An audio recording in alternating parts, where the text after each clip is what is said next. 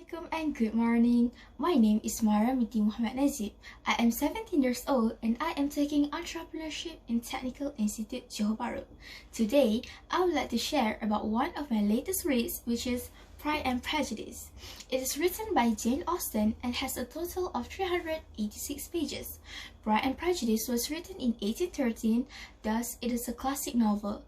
And in all honesty, it is my first time reading a classic, so it was a little bit hard to grasp the real meaning of some words at first, but as time goes by, it comes easily, and it took me a total of 6 hours to finish reading it. So before we dive into the book, let me tell you a little bit about the backstory. So Pride and Prejudice is set in rural part of England in the early 19th century. So from the 16th well into the 19th century, people actually accumulated their wealth through the ownership of land.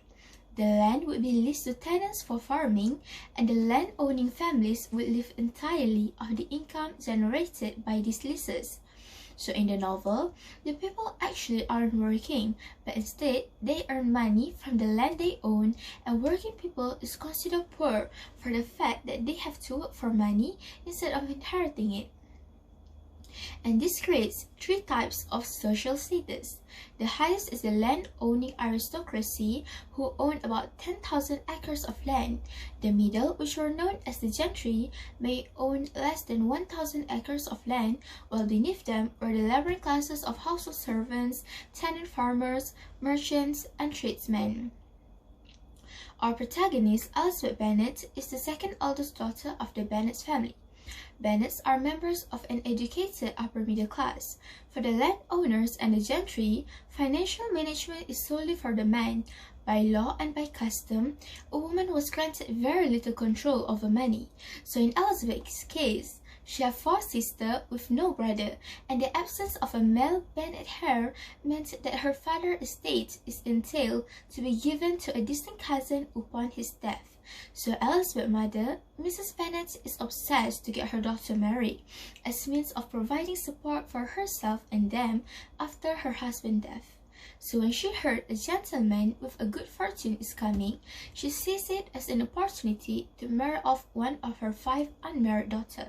But Elizabeth does not fancy the idea of getting married simply for a man's fortune, but instead she holds a principled determination to marry only for love, and finding a husband whom she respects is important, which led her to reject some proposal. And so this book centers on her finding love with Mr. Darcy, a rich aristocratic landowner, and how they overcome their pride and prejudice. The reason why I chose this book is because even after more than 200 years after being published, the content is still relevant to today's modern day. There are a lot of lessons that can be learned throughout this whole story. First of all, the cause of pride. As I quoted from Mary Bennet, pride is a common failing, and pride relates more to our opinion of ourselves, vanity to what we would have others to think of us. In this story, there are plenty characters who are excessively proud, like Caroline Bingley and Lady Catherine. They felt superior because of their money and social privilege. Mr. Darcy was also used to be proud, and it cost him Elizabeth at first, but then he learns how to temper his pride with compassion that Elizabeth deems him to be a worthy partner. Secondly, prejudice. It is the main flaw of our Elizabeth Bennet. She takes pride in her ability to judge people's personalities, but her reservation also caused her to form prejudice easily and deeply. Her immediate resentment toward Mr. Darcy because of his dismissal toward her at the ball is the most obvious example. Since she has already shaped her mind to believe that he is the bad guy, she is inclined to trust Wickham's tale of grief without hesitation. But the feeling of pride and prejudice isn't necessarily a bad thing. It is only good as long as it is reasonable. For instance, Jane's total lack of bias and her over-willingness to think well of others is a hindrance to her happiness, because it blinds her from the true nature of Bingley's sisters until it's almost too late. Overall, prejudice is a useful tool, but uncontrolled prejudice leads to unhappiness.